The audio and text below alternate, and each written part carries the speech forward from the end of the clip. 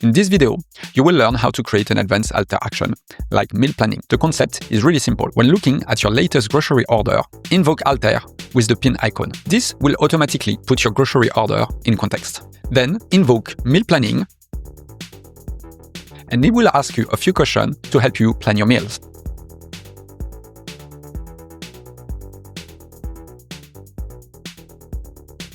And here it is. It has created a Google Calendar for the meal, including the recipe.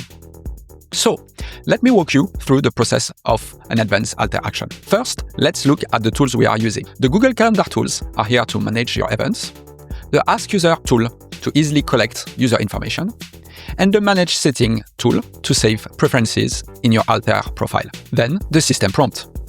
This is where we describe how the alter action behaves. We start by the role definition with user preferences, then the initial setup and the input validation. After, operational guidelines, which is the core logic of the alter action. Then, how we ask user question, the conflict resolution protocol, the communication best practice, the workflow summary, and finally, the profile management strategy. One thing that is important for this alter action is, in general, enable the include profile toggle to make sure we look at the user preference as part of the experience and save new preference there. So, how did I create this alter action? First, I start by adding the tools in the alter action editor.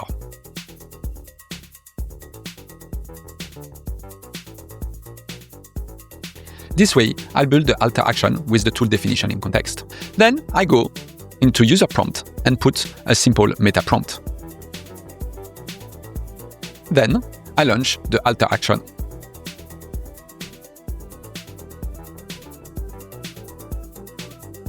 And start answering the question.